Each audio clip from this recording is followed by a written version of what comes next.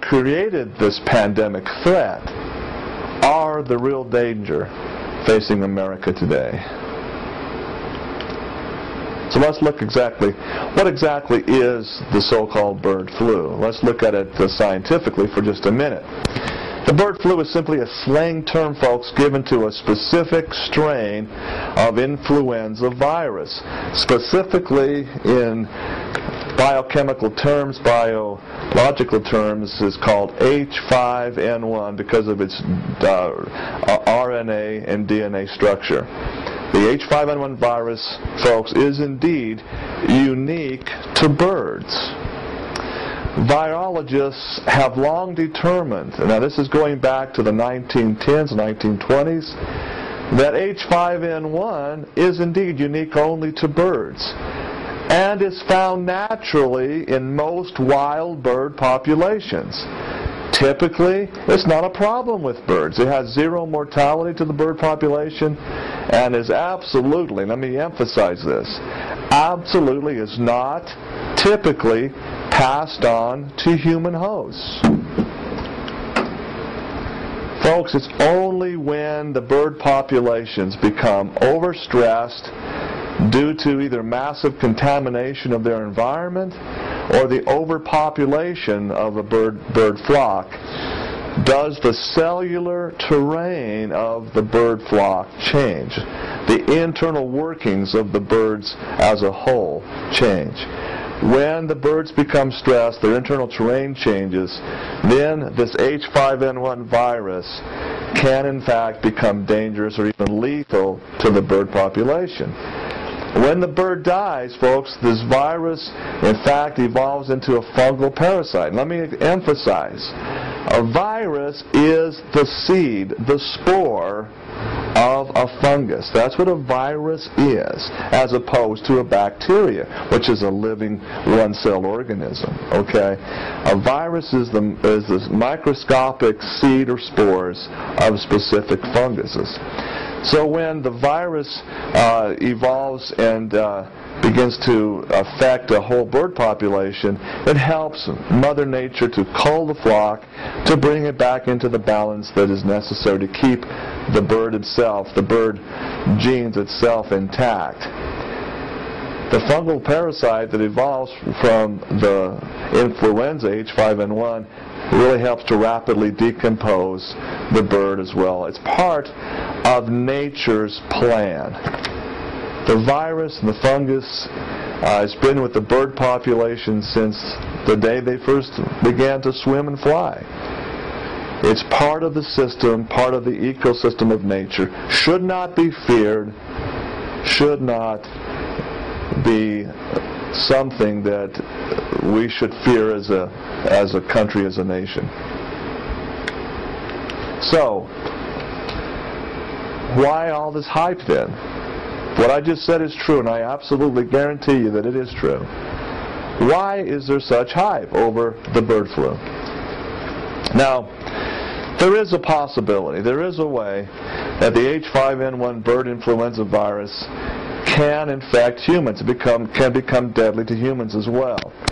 And that is simply when the bird flu H5N1 mutates because of specific environmental toxic loads. Heavy toxins such as PCBs, such as other type of neurotic type of gases.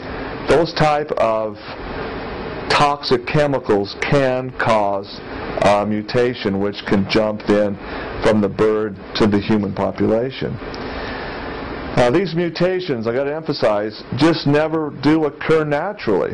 It's only when we see human-introduced toxins, where humans have messed with Mother Nature, basically, that we see these mutations happen. Always keep in mind, when you think about the bird flu, folks, that the so-called H5N1 virus is simply one of over 1,500 naturally benign viruses which are part of nature's life cycle. Did you know there was over 1,500 different viruses that are benign to humans, absolutely benign? From another example perhaps is the parvovirus of a dog. a puppy gets it, it's deadly to a puppy. Humans have no effect on this virus whatsoever. Just like the parvovirus, H5N1 has indeed been a part of planet Earth for many, many thousands of years without causing massive human deaths or what's called pandemics. All right? But wait a minute, didn't we have a pandemic in our history back in 1918? Well, yes, we have had, and let me explain that to help you understand that.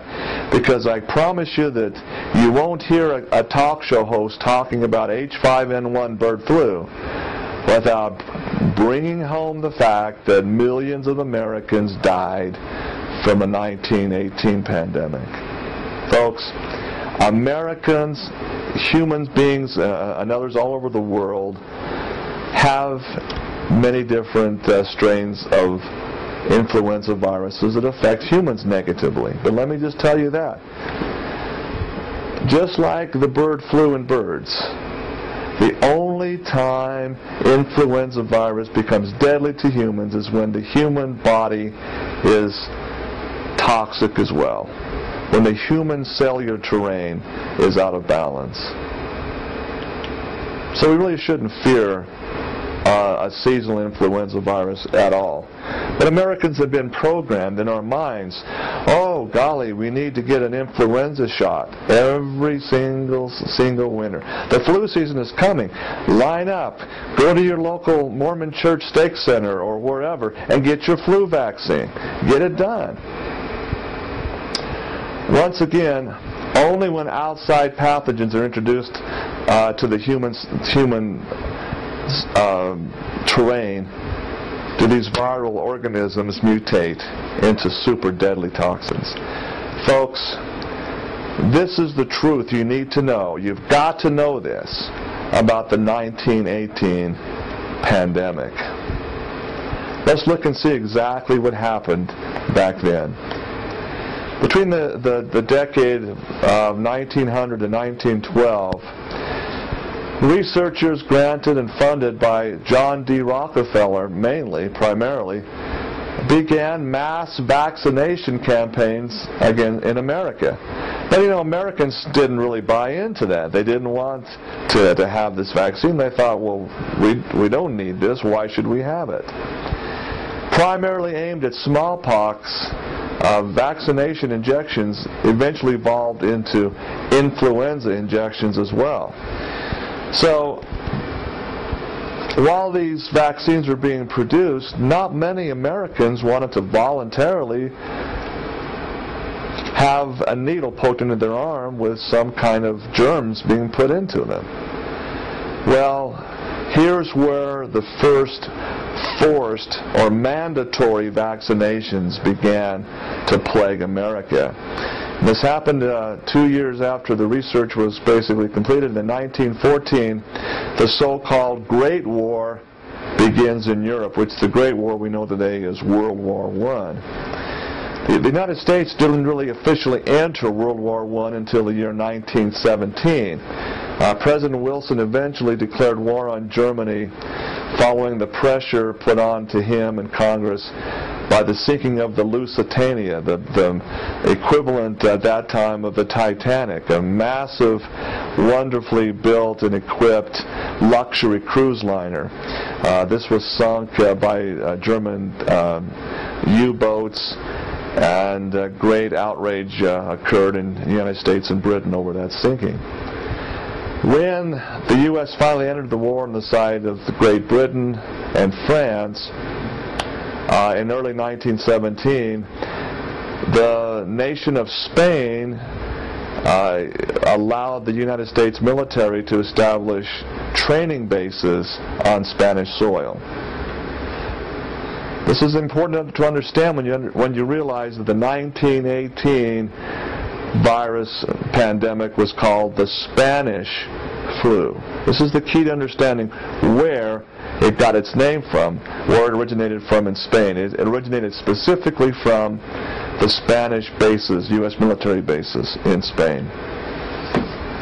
As part of the mobilization for the war effort, in the spring and summer of 1917, America goes into full production of war material. Bullets, tanks, machine guns, all these new little